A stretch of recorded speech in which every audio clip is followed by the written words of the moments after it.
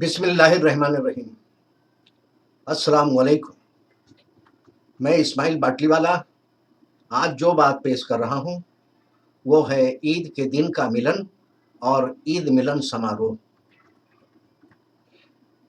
भाई और बहनों, ईद मिलन का प्रोग्राम इस्लाह मुआशरा से ताल्लुक़ रखता है, इसलिए ईद मिलन करते वक्त मुआशरे के मेल मिलाप को ध्यान में रखना चाहिए और किसी तरह के भेदभाव से दूर रखना चाहिए।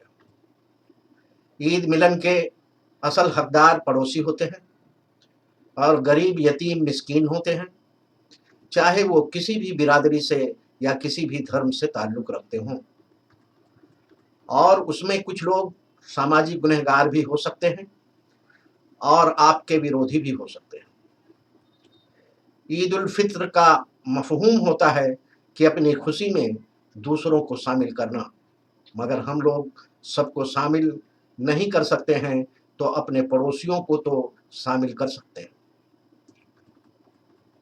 भाई और बहनों, आपके घर के करीब जो लोग ठेला लगाकर आपके लिए फल सब्जी और आपके ज़रूरत का सामान आपको मुहैया कराते हैं, वो लोग भी आपके ईद मिलन के हकदार होते हैं। जो लोग आपके घर की साफ़ सफाई करते हैं और आपके घर के बिगड़े हुए सामान को दुरुस्त करते हैं, वो लोग भी आपके ईद मिलन के हकदार होते हैं। और अपने घर से चारों तरफ के 40-40 घर पड़ोसी होते हैं और इन सभी पड़ोसी परिवारों को शामिल करना सबके लिए मुश्किल होता है, मगर जो लोग इन सभी पड़ोसी परिवारों को शामिल कर सकते हैं उनको ये करना चाहिए। अगर पड़ोसी और गरीब यतीम मिस्कीन के परिवार को शामिल नहीं कर सकते हैं या नहीं किए जा सकते हैं तो ईद मिलन का मकसद नाकाम हो जाता है और इसका जो सवाब मिलना चाहिए वो नहीं मिल पाता है। जो लोग अपने सिर्फ 4 पड़ोसी के परिवारों को भी अपने खुशी में शामिल करें तो भी बेहतर होगा, और जिन लोग को इन 4 परिवारों को भी अपने घर पर बुलाना मुश्किल हो तो पड़ोसियों के घर पर सेवइयाँ भेजना चाहिए। और जो लोग अपने पड़ोसियों को सेवइयाँ भेजने की भी ताकत नहीं रखते हैं, वो लोग अपने पड़ोसियों के घर जाकर ईद मिलना चाहिए।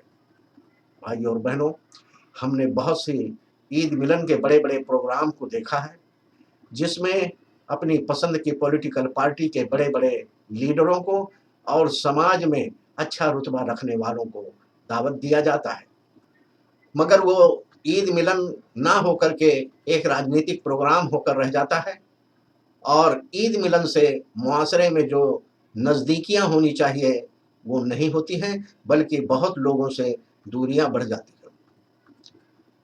अगर आप ईद मिलन का समारोह करना चाहते हो तो आपके पहले पड़ोसी को दावत देना चाहिए।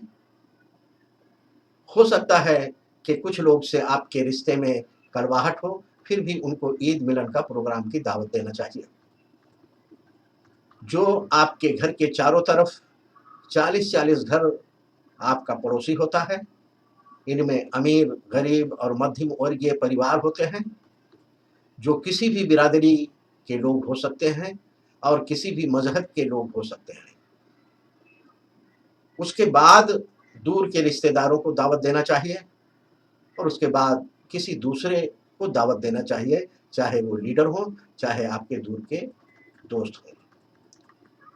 दोस्तों, हमारे चैनल को सब्सक्राइब करें और बेल आइकन को ज़रूर दबाएं ताकि हमारी वीडियो आप लोग को मिलती रहे, और वीडियो को लाइक करें, शेयर करने की मेहरबानी करें।